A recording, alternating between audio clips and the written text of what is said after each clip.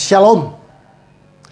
Selamat pagi anak-anakku yang saya kasih dalam Tuhan. Kita bersyukur kepada Tuhan hari ini kembali kita boleh akan melaksanakan pembelajaran lagi.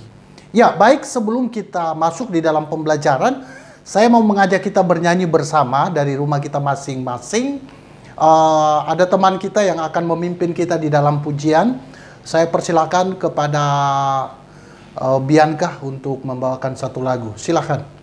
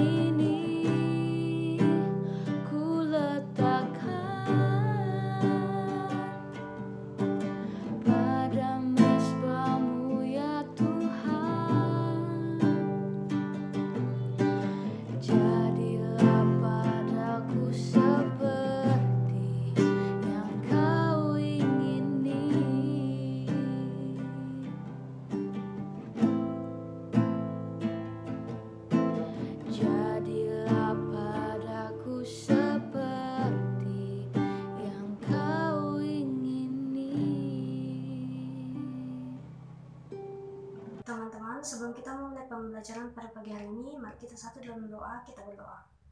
Tuhan Yesus, terima kasih atas penyertaan-Mu, sehingga kami dapat bangun pada pagi hari ini untuk melaksanakan proses belajar mengajar. Tuhan Yesus, sekarang yang belajar, berkati juga Pak Sud yang akan mengajar kami, kiranya apa yang diajarkan Pak Sud dapat kami mengerti dan pahami, dan dapat kami lakukan dalam kehidupan kami sehari-hari. Inilah anak-Mu, dalam nama-Mu kami berdoa. Amin. Ya, terima kasih kepada Bianca yang sudah memimpin satu lagu. Dan juga terima kasih kepada Krista Erin yang sudah memimpin kita di dalam doa. Mari kita masuk di dalam materi kita pada hari ini. Ya, materi kita hari ini berjudul tentang hidup baru di dalam Kristus. Nah, anak-anak yang dikasih oleh Tuhan, bagian pertama dari materi ini berbicara tentang baptisan, tanda menjadi milik Kristus. Anak-anakku yang saya kasih dalam Tuhan, baptisan kudus merupakan hal penting di dalam kehidupan orang Kristen. Namun sebelum kita lanjut, apa itu baptisan? Nah, kepada saudara Krista Irene bisa memberikan kepada kita pengertian atau makna dari baptisan. Silakan. Kata baptis berasal dari bahasa Yunani, yaitu baptiso, yang berarti membaptis, mencuci, membasuh, memandikan, menyelamkan, dan mencelupkan. Baik, anak-anakku yang dikasih oleh Tuhan, jadi benar apa yang dikatakan oleh Krista Erin, bahwa kata baptis berasal dari kata Yunani, yang berarti membaptis, mencuci, menyelamatkan, mencelupkan, memandikan, dan membasuh. Anak-anakku, ritual baptisan yang pertama kali itu dilakukan oleh Yohanes Pembaptis. Itu berasal dari ritual pentahiran tubuh, ya, oleh agama Yahudi yang mencelupkan badan mereka di kolam, ya. Jadi bagi orang Yahudi makna baptisan itu adalah tanda masuk di dalam suatu kelompok tertentu dan sebagai upacara pembersihan dari dosa-dosa mereka. Markus 1 ayat 4 berkata, demikianlah Yohanes Pembaptis tampil di padang gurun dan menyerukan, bertobatlah dan berilah dirimu dibaptis dan Allah akan mengampuni dosamu. Jadi baptisan Yohanes di Sungai Yordan merupakan simbol pembersihan secara rohani atau penyucian dari dosa. Nah, kita tahu bersama bahwa Tuhan Yesus juga dibaptis oleh Yohanes. Ya, dan ketika dia dibaptis, langit terbuka, Roh Allah turun melayang-layang seperti burung merpati, ya. Dan kemudian ada suara yang terdengar, inilah anakku yang kukasihi, kepadanya lah aku berkenan. Ya, di dalam Matius 3 itu dituliskan ayat 16-17, demikian bunyi firman Tuhan. Sesudah dibaptis, Yesus segera keluar dari air dan pada waktu itu juga langit terbuka dan ia melihat Roh Allah seperti burung merpati turun ke atasnya. Lalu terdengarlah suara dari surga yang mengatakan, inilah anakku yang kukasihi, kepadanya lah aku berkenan. Anak-anakku yang dikasihi oleh Tuhan, kalau begitu, apa makna baptisan bagi Tuhan Yesus? Bukankah Tuhan Yesus itu adalah Tuhan, dia itu kudus, suci? Ya, jadi apakah dia juga disucikan, dibersihkan dari dosa-dosanya ketika dibaptis oleh Yohanes Pembaptis? Nah, anak-anakku, makna baptisan Yesus bukanlah penyucian dari dosa. Sebab dia kudus, dia suci, dia tidak melakukan dosa. Melainkan simbol dimulainya pelayanan pekabaran kerajaan surga yang dilakukannya di dalam dunia ini hingga Tuhan Yesus disalibkan. Jadi makna baptisan Tuhan Yesus yang dilakukan oleh Yohanes Pembaptis baginya itu adalah simbol dimulainya pelayanan pekabaran kerajaan surga yang dilakukan oleh Yesus itu sendiri ketika ada di dalam dunia ini, bahkan hingga sampai Tuhan Yesus mati tersalib. Jadi itulah makna daripada baptisan Tuhan Yesus. Bukan untuk menyucikan dia dari dosa-dosa dia, sebab dia tidak berdosa. Anak-anakku, kita lanjut. Lalu kemudian bagi orang Kristen, apa makna baptisan? Bagi orang Kristen, baptisan merupakan upacara, ya, yang berarti seseorang bersatu dengan Tuhan Yesus Kristus di dalam kehidupan, kematian, dan kebangkitannya, serta sebagai tanda bahwa seseorang telah menjadi umat Allah. Jadi sekali lagi, bagi orang Kristen makna baptisan itu adalah upacara yang berarti seseorang bersatu dengan Tuhan Yesus Kristus di dalam kehidupannya, di dalam kematiannya, dan bahkan di dalam kebangkitannya. Ya, jadi anak-anakku yang dikasih oleh Tuhan, jelas di dalam Roma 6 ayat 3-8 dikatakan bahwa, atau tidak tahukah kamu bahwa kita semua yang telah dibaptis di dalam Kristus telah dibaptis di dalam kematiannya? Dengan demikian, kita telah dikuburkan bersama-sama dengan dia oleh baptisan dalam kematian, supaya sama seperti Kristus telah dibangkitkan dari antara orang mati oleh kemuliaan Bapa, demikian juga kita akan hidup di dalam hidup yang baru.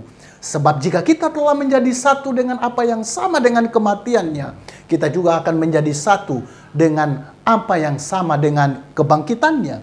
Karena kita tahu bahwa manusia lama kita telah turut disalibkan, supaya tubuh dosa kita hilang kuasanya, agar jangan kita menghambakan diri lagi kepada dosa. Sebab siapa yang telah mati, ia telah bebas dari dosa. Jadi jika kita telah mati dengan Kristus, kita percaya bahwa kita akan hidup juga dengan dia. Inilah makna baptisan bagi orang percaya. Anak-anakku, baptisan itu menjadi penting karena hal itu adalah perintah Tuhan Yesus sendiri. Di dalam Matius 28:19 dikatakan, karena itu pergilah, jadikanlah semua bangsa muridku dan baptislah mereka dalam nama Bapa dan Anak dan Roh Kudus. Itu jelas sekali Tuhan Yesus memerintahkan ketika dia akan terangkat ke surga. Dia menyampaikan perintah ini yang mana kita kenal ini sebagai amanat agung.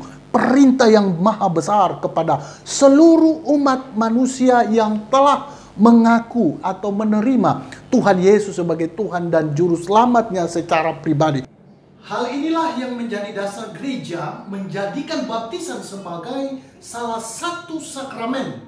Ya, di dalam agama Kristen ada dua sakramen yang kita kenal, yaitu sakramen perjamuan kudus dan sakramen baptisan kudus. Ya.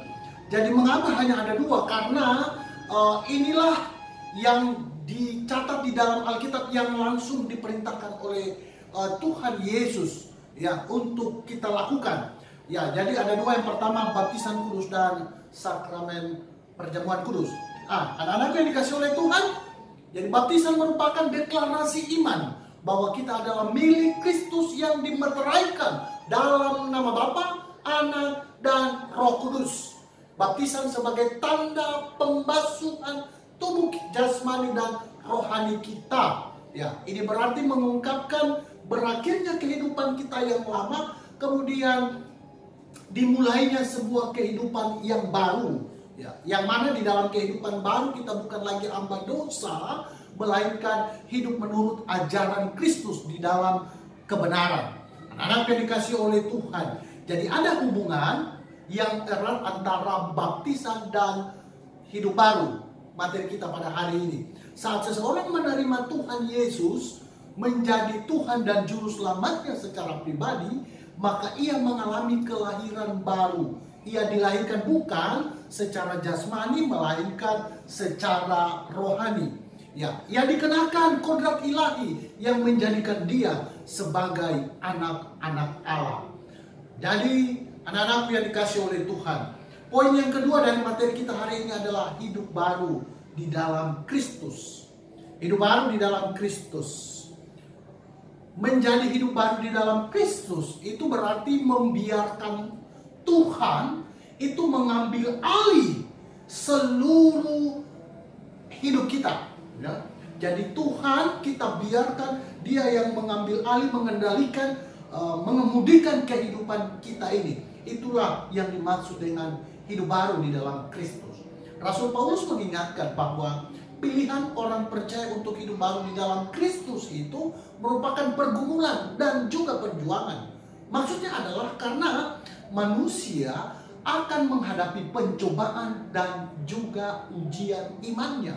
Ketika orang mengalami kelahiran kembali atau lahir baru di dalam Kristus, itu tidak langsung merasakan sebuah kenyamanan, tidak. Kenapa? Karena akan ada ujian dan pencobaan yang akan kita alami sebagai tantangan iman kita. Apakah kita benar-benar sudah menanggalkan kehidupan lama dan betul kita mengalami atau hidup baru di dalam Tuhan. Jadi tidak gampang, tidak mudah. Oleh karena itu Rasul Paulus memberikan 3 prinsip kebenaran. Ya, kebenaran Alkitab sebagai langkah yang harus ditempuh di dalam proses menjadi manusia baru. Apa sih 3 langkah itu? Yaitu berdasarkan Efesus 4 ayat 17 sampai 24. Saya akan bacakan untuk kita bagian firman Tuhan ini. Efesus 4 17 sampai 24. Demikian bunyi firman Tuhan. Sebab itu kukatakan dan kutegaskan ini kepadamu di dalam Tuhan.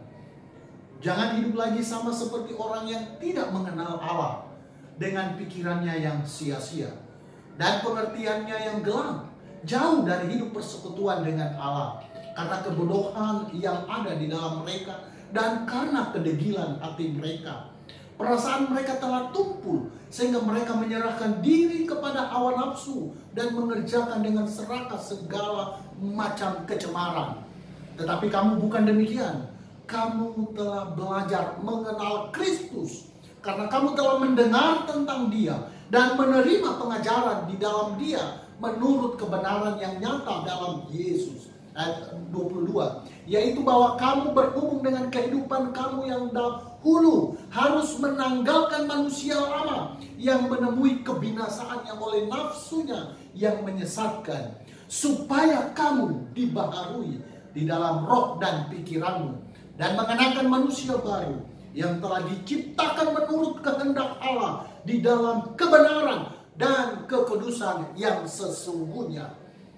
Jadi anak-anakku yang dikasih oleh Tuhan, berdasarkan ayat ini, maka ada 3 prinsip kebenaran sebagai langkah yang harus kita tempuh di dalam proses menjadi manusia baru.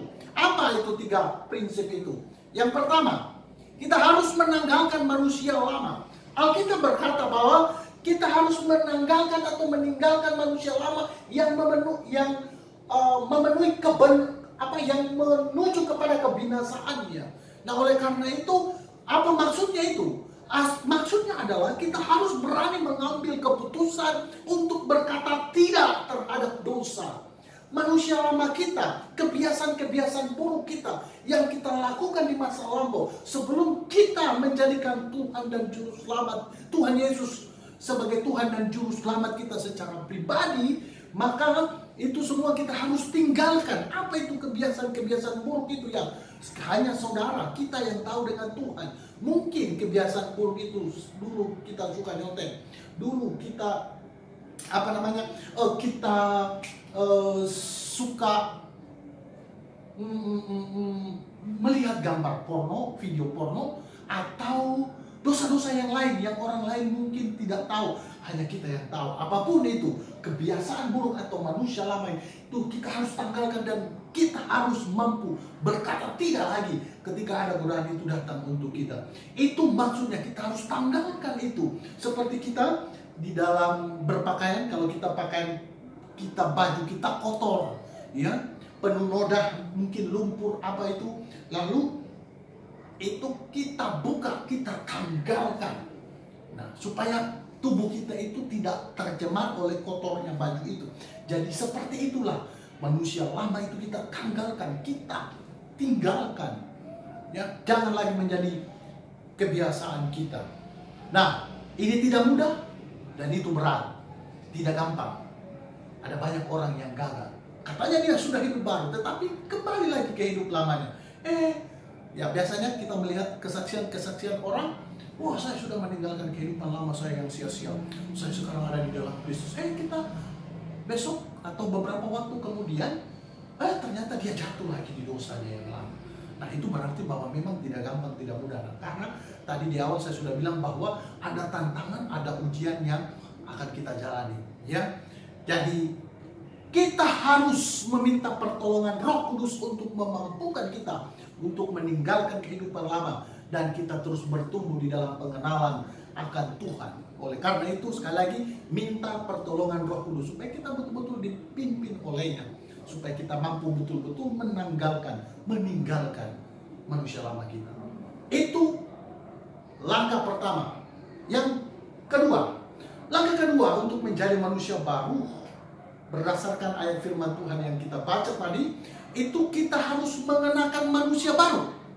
Tadi menanggalkan manusia lama, sekarang kita mengenakan manusia baru. Seperti tadi kita tanggalkan baju lama kita, baju kotor, lalu kemudian kita ambil baju baru, kita pakaikan. Ya, kita kenakan manusia baru kita di dalam Kristus. Maksudnya bagaimana? Ya, kalau manusia lama kita itu dusta, bohong, itu kita tinggalkan, lalu kita ganti, kita kenakan manusia baru kita, yaitu perkataan yang jujur dan benar. Ya, kemudian manusia lama kita itu suka mencuri, sekarang kita ganti dengan kerja keras. Manusia lama kita itu adalah suka nyontek, maka sekarang kita ganti dengan belajar keras. Manusia lama kita itu suka berkata-kata kotor, suka membuli orang, maka manusia baru kita adalah berkata-kata yang baik, yang sopan, dan tidak membuli orang, menghormati teman, menghargai sesama. Nah, itu contoh-contoh konkret yang bisa kita lihat yang dimaksud dengan kita mengenakan manusia baru. Dan kemudian, apa sih buah dari kehidupan atau manusia baru itu? Manusia baru akan melahirkan buah roh di dalam kehidupannya. Di dalam Galatia pasal 5, 22 dan 23, firman Tuhan berkata demikian. Tetapi buah roh ialah kasih, sukacita, damai sejahtera, kesabaran, kemurahan, kebaikan, kesetiaan, kelemah lembutan, dan penguasaan diri. Tidak ada hukum yang menentang hal-hal ini. Wah, luar biasa. Jadi itulah buah-buah yang harus terjadi di dalam kehidupan kita ketika kita menjadi manusia baru. Ya, buah itulah yang nampak, yang dapat dilihat, dibaca oleh orang-orang yang ada di sekitar kita. Buah kasih, buah sukacita, buah damai sejahtera, buah kesabaran, buah kemurahan, buah kebaikan, buah kesetiaan, buah kelemah lembutan, dan buah penguasaan diri kita. Kita mampu mengontrol diri kita di dalam pimpinan Allah Roh Kudus. Jadi kemuliaan Allah akan nyata melalui hidup kita ketika kita mengenakan manusia baru sehingga menghadirkan berkat bagi sesama.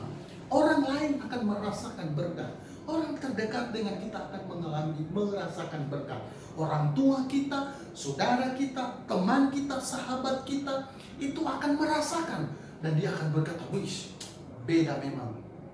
Yang dulu, yang lama sudah berlalu, sekarang yang baru sudah datang." Dan itu nampak. Wah, dan orang akan, "Saya bangga punya teman seperti ini karena dia benar-benar sudah hidup baru di dalam Tuhan." Oke, itu yang kedua yang kita langkah yang harus kita tempuh menjadi manusia baru. Yang terakhir, yang ketiga, berjalan dalam pimpinan Roh Kudus. Hidup di dalam pimpinan Roh Kuduslah yang menjaga dan memelihara kehidupan kita agar tidak kembali kepada manusia lama. Ya, jadi anak-anak yang dikasih oleh Tuhan, tadi saya sudah singgung juga bahwa terkadang memang untuk menanggalkan atau meninggalkan manusia lama itu tidak gampang, tidak mudah. Oleh karena itu ketergantungan kita kepada Allah Roh Kudus itu sangat menentukan apakah kita mau kembali, ya, turning back, atau maju ke depan dengan manusia baru yang kita akan jalani. Nah, oleh karena itu sekali lagi kita harus tergantung sepenuhnya kepada pimpinan Roh Kudus. Pastor, bagaimana caranya itu hidup dipimpin oleh Roh Kudus? Jadi dipimpin oleh Roh Kudus itu artinya seluruh kehidupan kita, pikiran, perasaan, dan kehendak kita itu dikuasai oleh Roh Kudus dan Roh Kudus yang menuntunnya. Jadi kita mengambil pikiran, perasaan, tingkah laku kita itu berdasarkan tuntunan pimpinan Roh Kudus itu, mengambil alih seluruh langkah hidup. Itulah yang dimaksud dengan hidup baru itu. Ya, hidup membiarkan Kristus memimpin hidup kita. Jadi bagaimana caranya supaya kita betul-betul itu hidup dipimpin oleh Roh Kudus? Ya, jadi kita itu harus setiap hari meminta pertolongan Allah Roh Kudus, bergaul dengan Allah Roh Kudus melalui pembacaan perenungan firman Tuhan, melalui doa-doa, melalui saat teduh kita di hadapan Tuhan, supaya apa? Supaya benar-benar apa yang menjadi kehendak Tuhan, apa yang menjadi kehendak Allah Roh Kudus itulah yang akan menuntun kita, memimpin kita. Jadi kita mengambil keputusan, mengambil tindakan di dalam pilihan-pilihan yang kita lakukan di sepanjang hidup kita, di setiap hari hidup kita. Karena kita diperhadapkan dengan berbagai macam pilihan-pilihan yang harus kita ambil keputusan. Nah, disitulah keputusan-keputusan yang kita ambil itu, disitulah kita akan melihat apakah kita dipimpin oleh Roh Kudus atau tidak. Apakah ketika kamu belajar atau ketika kamu mengerjakan tugas yang mungkin bagi kamu itu begitu berat, tiba-tiba ada bisikan dari temanmu, ada contekan, ini loh pekerjaan teman yang pintar, dia sudah kasih untuk kita, dia bisa jadi contek dari dia. Nah, di situ pilihan ada pada kamu. Apakah kamu mau mengambil jalan pintas? Oke, saya kerja nyontek saja teman punya. Atau kamu mengambil prinsip dipimpin Roh Kudus. Jangan abaikan menghalalkan berbagai cara untuk mendapatkan nilai bagus. Kerja keras, belajar keras. Lebih baik bertanya kepada teman yang hebat itu, bagaimana langkah-langkahnya, rumusnya. Ya, apa yang pertama-tama harus dilakukan, diketahui baru kita bisa membuat tugas ini atau menjawab pertanyaan-pertanyaan. Atau tuh kamu orang waktu kita ujian, ya, kamu ujian di rumah sekarang karena proses pembelajaran daring. Tuh kamu belajar waktu kita ujian, tidak tahu jawabannya, sulit sekali rasanya. Wow, di situ tidak ada yang mengawas. Gampang saja untuk buka buku, cari jawaban. Kita dengar itu atau kita mendengarkan tuntunan Roh Kudus bahwa nilai kejujuran, kebenaran itu harus kita jujur itu. Melakukan ujian dengan jujur dan benar jadi pilihan pada kita. Oleh karena itu, sekali lagi, kalau kita menjadi manusia baru, maka hidup kita itu dipimpin oleh Roh Kudus. Kita akan tanggalkan kebiasaan-kebiasaan lama itu, hidup yang nyontek dan lain-lain itu. Kita kita kenakan manusia. Saya tidak mau nyontek lagi, saya mau kerja keras. Ya, tuntun saya Roh Kudus, pimpin saya Roh Kudus, mampukan saya Roh Kudus. Ya, itulah yang harus kita lakukan. Dengan takut akan Tuhan, kita akan hidup dan berjalan di dalam pimpinannya. Ya, kita harus taruh juga rasa takut kita kepada Tuhan, takut hormat kepada Tuhan, bahwa Tuhan sudah mati dan bangkit bagi kita, untuk memberikan hidupnya kepada kita, untuk menebus kita dari dosa-dosa kita. Dan ketika kita respon ini, kita terima anugerah keselamatan, dan kita hidup baru di dalam Dia, mengalami kehidupan yang baru di dalam Tuhan, dan kita mau hidup dipimpin olehnya. Dan apa yang dikasih oleh Tuhan, saya simpulkan pembelajaran kita hari ini.